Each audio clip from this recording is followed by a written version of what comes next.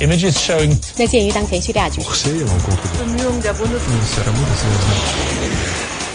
국제뉴스 한반도 정세를 한눈에 황준호의 월드 리뷰.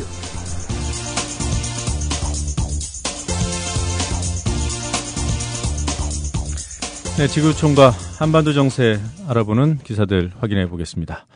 국제뉴스 전문 캐스터 황준호 기자 연결돼 있습니다. 황준호 기자님 안녕하세요. 예, 안녕하십니까? 네, 미국 정보기관이 손에 어디까지 뻗쳐 있는지 참 궁금합니다. 프랑스와 멕시코에서도 무차별적인 감시를 했다는 사실이 보도됐어요. 미국 CIA의 전직 요원이었던 에드워드 스노든이 미국 국가안보국의 전 세계적인 정보 수집 실태를 폭로했던 게 지난 6월 초였는데요. 이게 문서가 워낙 방대해서 세계 많은 언론들이 아직도 문서를 파고 있고 이번에는 프랑스와 멕시코 관련 내용이 나왔습니다. 프랑스에서는 정계와 재계 인사들의 전화가 도청됐다는 사실이 어제 르몽드 보도로 나왔는데요. 프랑스 외무장관이 파리 주재 미국 대사를 불러서 항의했습니다. 그렇지만 미국은 전에도 그랬던 것처럼 다른 나라들도 다 하는 첩보 활동을 미국도 했을 뿐이다. 이런 해명을 했다고 합니다. 자, 멕시코에서는 대통령의 이메일까지 훔쳐봤어요? 예, 멕시코에서는 미국 국가안보국이 필리페 칼데론 전 대통령이 재임하던 때 대통령의 이메일을 엿보면서 멕시코의 마약 거래 정보라든지 또 군사력, 인권 정보 이런 것들을 봤다고 독일 시사주간지 슈피겔이 보도했습니다. 또 엔리케 페냐 리에토 현 대통령이 발송한 문자 메시지 8만 5천 건도 엿봤습니다. 멕시코 외무부도 미국 정부의 공식 해명을 요구했는데요. 앞으로 이런 갈등이 여러 나라에서 줄줄이 나올 것으로 보입니다. 스노든은 현재 러시아로부터 1년간 임시망명을 허가받아서 모스크바 인근에서 은신 생활을 하고 있는 것으로 알려지고 있습니다. 네. 자, 미국에서 티파티 계열의 의원들이 몰리는 분위기라고요? 예. 공화당의 전통적 지지 기반이자 자금줄이었던 미국의 재계, 경제계가 연방정부의 셧다운, 부분 업무 중단 사태 후에 티파티 성향의 보수 강경파에 대한 반감을 노골적으로 드러내고 있다고 파이낸셜 타임스가 보도했습니다. 티파티의 비타협적인 태도가 셧다운 사태를 낳아서 미국 경제가 타격을 입었고 또 연방정부가 부도 위기까지 몰리는 상황 이런 것들을 보고 그동안 쌓였던 불만이 폭발한 겁니다. 전미 유통연맹이라든지 또 전미 도매협회 같은 공화당의 돈줄이 나섰는데요. 우리를 태워버릴 수도 있는 불, 티파티한테 기름, 정치자금을 쏟아부을 이유가 없다라고 말하고 있습니다. 내년 중간선거를 앞두고 진행될 공화당의 후보 경선에서 재계가 티파티 계열의 의원들을 떨어뜨리려고 온건파 후보를 지원할 거라는 전망도 나오고 있습니다. 네.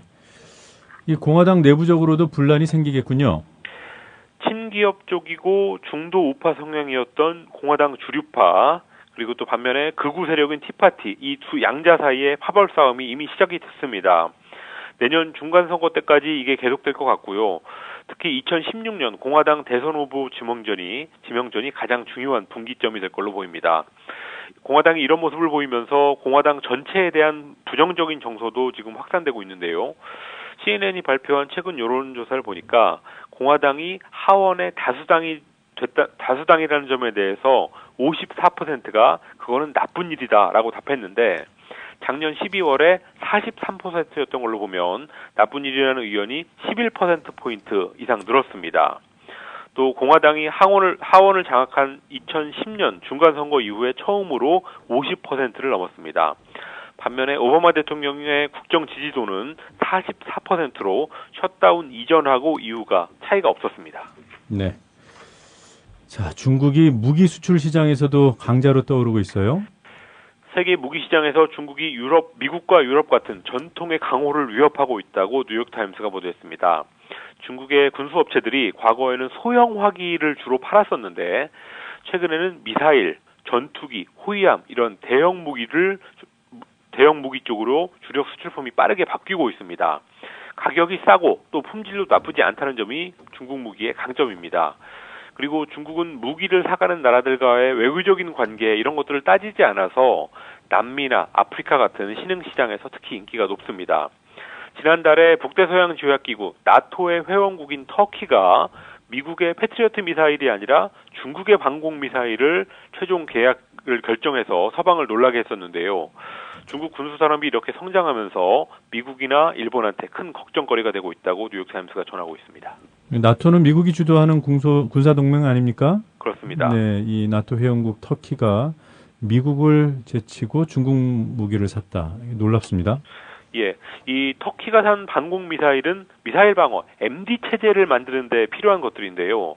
나토의 다른 회원국들은 주로 대부분이 거의가 다 미국 로키드 마틴의 패트리엇 미사일을 사는데 네. 터키가 중국산을 사면서 파문을 크게 일으켰습니다.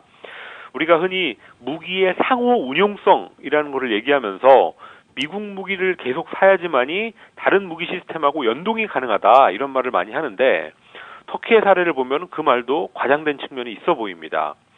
또 알제리아하고 태국 같은 경우는 중국산 호위함을 산 뒤에 통신과 레이더 장치 이런 것들은 네덜란드나 스웨덴산으로 좀 좋은 걸로 바꾼 사례가 있는데요. 그런 식으로 중국산 무기의 약점을 보완하면서 상호 운용성이라는 게 신화에 불과하다는 것을 보여줬습니다. 네. 자, 이렇게 자국의 무기를 외국에 팔 수 있는 중국의 힘도 사실 좀 부러운 면이 있고요. 예. 그리고 미국 무기가 아닌 다른 무기를 살 수 있는 터키도 부럽습니다. 그렇습니다. 예. 그게 별 문제가 아니라는 걸 보여줬습니다. 예. 자, 중국이 한국모함 킬러라고 불리는 이 무슨 미사일이에요? 이거 창젠 미사일이요? 이걸 발사했군요. 예. 중국은 미국의 항공모함이 주변 해역, 특히 서해로 들어오는 것에 대해서 굉장히 그동안 민감하게 반응해왔고 또 거기에 대비해서 자기네 항공모함을 자체적으로 만들고 또 다른 나라의 항공모함을 공격하는 미사일도 개발해왔는데요. 항모 킬러로 알려진 장거리 순항 미사일 창젠 10호의 발사 장면을 지난 토요일에 CCTV 채널을 통해서 내보냈습니다. 그동안은 홍콩의 민간 언론 같은 데다가 슬쩍 흘리는 방식으로 보여줬었는데 관변 채널을 통해서 영상을 보여준 것은 이번이 처음입니다. 미국이나 일본을 겨냥한 메시지라는 것은 뭐 쉽게 알 수 있는 것 같습니다. 네, 이 창젠이 한자로 장검, 긴 칼이라는 뜻이군요. 그렇습니다. 예. 네, 미국과 일본을 향해 칼을 겨눈 형국입니다. 자, 미국은 또 레이더에 안 잡히는 구축함을 띄웠다는 소식이 있어요. 미국의 최첨단 스텔스 구축함이 최근에 건조를 마치고 내년에 아시아 태평양 해역에 배치될 거라고 외신들이 전했습니다. 주무알투호라는 이름의 구축함이 이달 중으로 띄워질 진수될 예정인데요. 미국 해군이 보유한 구축함 중에서 가장 크고 이것 역시 항공모함 킬러라고 불리고 있습니다. 군사 전문가들은 최근에 본격적으로 해군력을 키우고 있는 중국을 견제하는 동시에 북한을 감시하고 압박하기 위한 의도라고 분석했는데요. 중국 최초의 항공모함 랴오닝함을 겨냥한 배치로 해석되고 있습니다. 네. 자, 뭐 어찌됐든 미국과 중국의 경쟁이 뜨겁습니다. 예, 오늘 중국에서 있을 정상 외교만 봐도 그렇습니다. 인도하고 러시아의 총리가 오늘 동시에 중국으로 들어가는데요.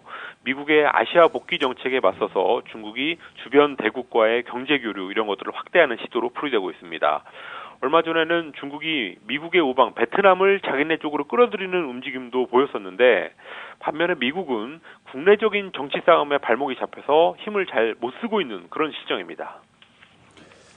자, 카리브해 얘기를 오랜만에 해보도록 하겠습니다. 카리브해 국가들이 그 노예 무역에 대한 사과 배상을 추진한다는데 과거 제국주의 열강들을 향해서 하는 거죠? 그렇습니다. 이 쿠바 주변의 바다 카리브해에 있는 14개 나라들이 영국, 프랑스, 네덜란드 같이 17세기부터 19세기까지 제국주의 식민 지배를 했던 국가들한테 금전적인 배상을 해달라고 요구하고 나섰습니다. 과거 아프리카에 살던 선조들이 노예제를 통해서 겪었던 유산이 오늘날 카리브해에 살고 있는 후손들한테도 고통을 주고 있다라는 게 배상을 요구하는 이유입니다. 각국에서 지금 위원회를 설치하고 있고 또 내년에는 국제사법재판소에 제소할 예정인데요. 카리브해 국가들은 공판에 대비해서 교육, 경제 문제에서부터 식사와 건강 문제까지 노예제 때문에 겪었던 손해가 어떤지 이런 것들을 평가하기 시작했습니다. 네, 이 카리브해는 사실 과거 제국주의 열강들의 휴양지 개념 아니었습니까? 그렇습니다. 이제 과거사 정리에 나선 거군요. 예, 과거의 식민지 국가들이 최근에 제국주의 국가들한테 배상을 요구해서 간철시킨 경우가 종종 있습니다. 예. 지난 6월에 영국 정부가 1950년대 아프리카 케냐의 독립무장단체에 저지른 가혹행위에 대해서 피해자 5,000명한테 약 340억 원을 배상하기로 했었고요. 또 네덜란드 정부도 인도네시아에서 저지른 학살에 대해서 유족들한테 배상금을 주기로 했는데 이런 세계적인 흐름에 카리브해 국가들이 고무되면서 소송을 제기하기로 했습니다. 그렇지만 노예무역 같은 경우는 너무 이게 오래된 일이라서 피해자들 중에서 생존한 사람이 없기 때문에 케냐나 인도네시아하고는 다르게 승소가 좀 어려운 게 아니냐라는 전망도 나오고 있습니다. 예, 오늘 여기까지 듣도록 하겠습니다. 오늘도 잘 들었습니다. 고맙습니다. 감사합니다.